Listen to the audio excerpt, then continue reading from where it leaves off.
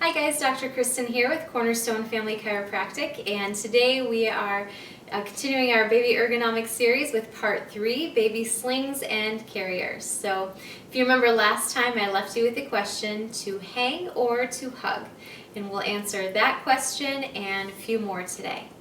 So as you can see, I'm sitting here in my kitchen and it is unusually quiet.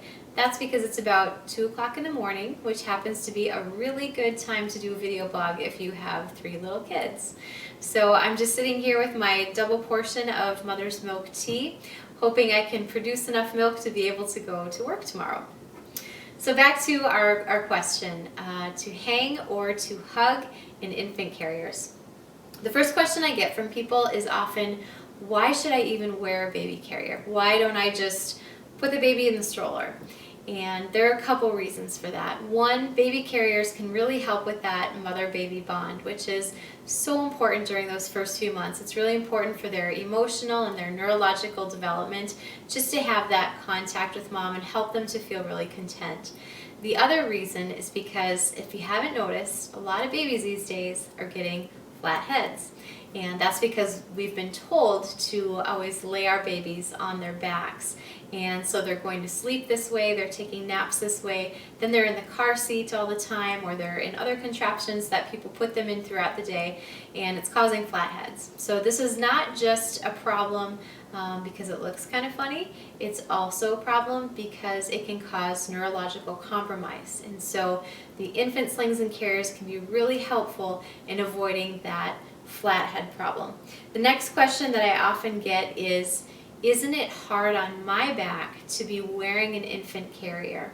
And the key here is really to find one that isn't hard on your back. And so not all of them are created equal. And if you're like me, you spend your day picking up after everybody in the house and carrying heavy laundry baskets, lifting the car seat up into the car, and you don't need one more thing putting unnecessary strain on your back. So finding the right one is really key. Next question I get, which one should I buy?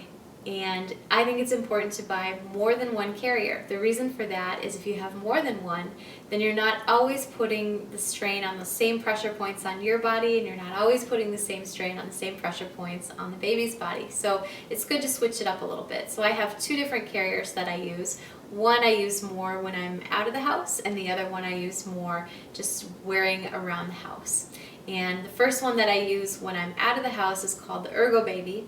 The one that I use when I'm just around the house, if I am making dinner or making lunches or something like that, is called the baby Catan or baby Catan. I don't know how to say it for sure, but it's K''T''A''N. So they're 2 very different carriers, and I'll be showing you those in just a moment. And they answer that question of to hang or to hug. So that question is in reference to the baby's legs. And if the baby's legs are hanging straight down, that can actually really compromise the developing hip joints, as with the carrier like the baby Bjorn. So we want to make sure the baby's legs are not hanging straight down when they're in the carrier. We want to have a carrier like the Ergo Baby or the baby Catan, which allows the baby's legs to actually wrap around mom's waist, just like they would do if you were to just be naturally holding the baby without a carrier. Then the last question I get is, how should I wear the carrier? And so, there are a couple different ways that you can wear each of these carriers, and the only way I would say to avoid wearing it is outward facing. So you want to be wearing it so that the baby is facing in toward your chest. And there are a couple reasons for that. One, if the baby is facing in toward your chest, it's going to eliminate all of that external stimuli, which can often be overwhelming for them, especially during those first 3 or 4 months after they're born. Then another reason why you want them to be facing you is you can monitor their breathing a little bit easier versus if they were facing outward. And as a side note, you should always wear the baby high enough that you could just easily kiss their head. The final reason why you would want to wear them facing your chest versus facing outward is an ergonomic reason, and that's because when they're facing outward, it actually tilts their pelvis in an abnormal position and puts too much strain on those developing hip joints. So next, let's take a look at the Ergo Baby and the baby Catan, and I can show you exactly what I'm talking about. Okay, so this is the Ergo, and this is the one that I tend to use more if I'm going outside of the house. So this is a great one if I'm going to the mall or going to the zoo or something like that. It's got nice, wide, really cushioned straps, so it's very comfortable on my shoulders. It's got a lot of support around my waist, which I love because that takes all the pressure off of my back. So I could wear this one for a really long time and be comfortable. And then it has this nice rain bonnet that goes over the baby in case it's raining, or you can put that right over the baby's head and just clip these straps right on and just loosen this strap a little bit and the baby can nurse while you're carrying him. It has a nice pocket here on the side for keys or credit card or something like that, so it's great for a hike, or if you are going to the mall, and you could probably even fit a diaper and some wipes in there pretty easily. Hi, honey. And this one comes in a couple colors. It has a really pretty kind of pinkish purple color, although I didn't get that one because I thought maybe I would just go with the basic black so that if I wanted, I could get my husband to wear it while we're out and about. So that has worked out pretty well. He does wear this one since we got the black. And then this one also, you can buy an insert separately that is for a newborn, and then it will support their head better. So this is the Ergo.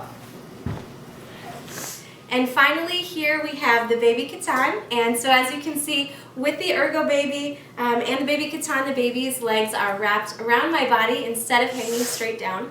This is the one, as I said, that I tend to use more if I am inside the house, and it's also really great if you're at the beach just because it is so lightweight and so breathable. You might end up with some funny tan lines, but that's okay because you're a mom and nobody cares anymore.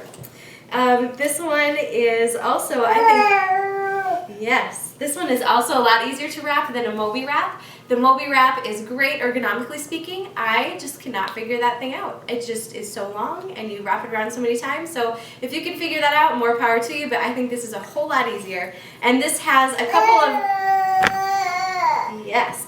different holds that you can put the baby in. So there's a great kangaroo pouch hold when they're a newborn, and then you can do this as they get a little bit older. Thank you, honey. And then as they get even older yet, you can have a different carry, which we'll start to put him in here pretty soon. All right, and William approves.